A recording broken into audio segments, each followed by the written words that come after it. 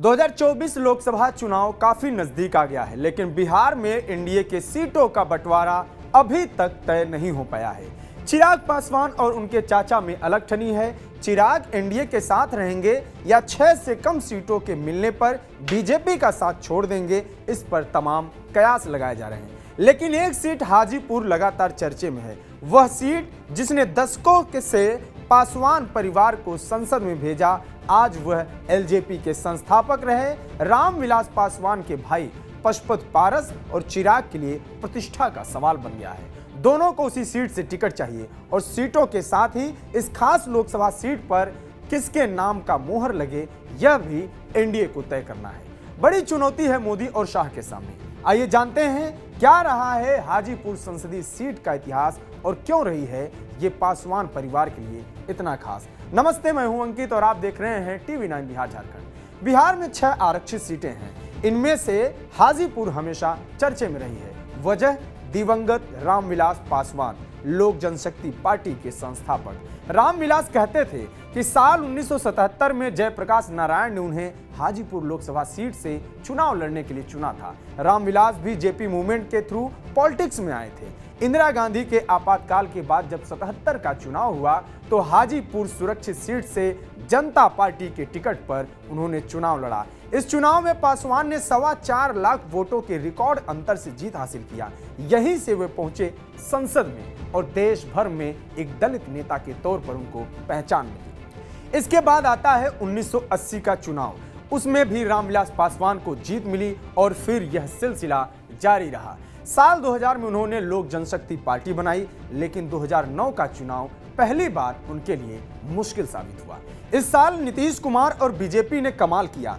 बिहार के 40 में से 32 सीटों पर एनडीए ने कब्जा किया और इसी चुनाव में पहली बार रामविलास पासवान की हाजीपुर में हार हुई। उनको हराने वाले समाजवादी जदयू नेता रामसुंदर दास थे, जो पिछले कई बार से इस सीट पर रामविलास पासवान के खिलाफ चुनाव लड़ चुके थे।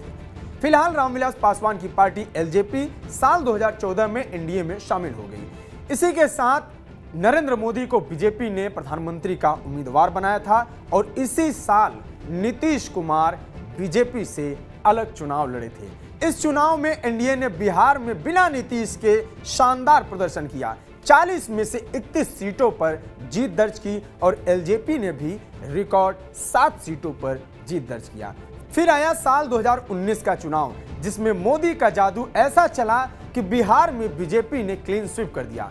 40 में से 39 सीटों पर जीत मिली। एलजेपी ने 6 सीटों पर चुनाव लड़ा था और सभी सीटों पर उसे जीत मिली। हाजीपुर सीट से इस बार रामविलास नहीं, बल्कि उनके भाई पशुपत पारस ने चुनाव लड़ा था और चिराग पासवान उनको जमुई सीट दी गई थी। यहां तक तो सब कुछ ठीक था। रामविलास चुनाव नहीं लड़े थे इस बार। एक समझौते के तहत नीतीश कुमार ने उनको राज्यसभा भेजा था, लेकिन अक्टूबर 2020 में रामविलास पासवान का निधन हो गया और यहीं से चाचा पशुपति और भतीजे चिराग में अनबन शुरू हो गई। पार्टी में 2 फाड़ हो गए। सांसद पशुपत पारस के साथ थे, पार्टी का कब्जा भी उनको ही मिला। मोदी सरकार में उनको मंत्री पद भी मिला, लेकिन चिराग को, रामविलास के पुत्र चिराग को अपनी नई पार्टी बनानी पड़ी, एलजेपी रामविलास के नाम से। उनको मोदी के मंत्रालय में भी जगह नहीं मिला और वो एनडीए के सहयोगी तो हैं, लेकिन बिहार विधानसभा में भी उन्होंने अलग ही चुनाव लड़ा था। इन सब घटनाओं के बाद हाजीपुर चिराग लगातार दावा कर रहे हैं। उनका कहना है कि उनके पिता ने हमेशा वहीं से चुनाव लड़ा और चिराग भी हाजीपुर से ही लड़ेंगे। वहीं पशुपत पारस का कहना है रामविलास पासवान ने उनको हाजीपुर सीट से चुनाव लड़ाया था, अब वो नहीं है तो इस सीट पर उनका ही अधिकार है। जबकि चिराग को जमुई के बारे में सोचना चाहिए, क्योंकि उनके पिता रामविलास पासवान ने चिराग पासवान को जमुई से ही चुनाव लड़ाया था, उनके लिए जमुई को ही चुना था। चाचा भतीजे के इस तल्खी के अलावा ये दोनों पीएम मोदी को अपना नेता मानते हैं, लेकिन बीजेपी भी इस विवाद को सुलझाने में अभी तक सफल नहीं हो पाई है। संभावना तो यहां तक जताई जा रही है कि अगर 5 से कम सीटें दी गई तो चिराग पासवान एनडीए से अलग हो सकते हैं। यह भी कहा जा रहा है कि महागठबंधन की ओर से चिराग को 6 से अधिक सीटों का ऑफर दिया जा रहा है। देखना होगा चिराग क्या निर्णय लेते हैं। अगर बीजेपी उनको समझा भी लेती है तो वो कौन से शर्त होंगे जिन पर चिराग पासवान मानेंगे। ये वीडियो आपको कैसा लगा कमेंट बॉक्स में बताएं। बिहार से जुड़ी तमाम खबरों के लिए बने रहिए टीवी 9 बिहार झारखंड के साथ। नमस्कार।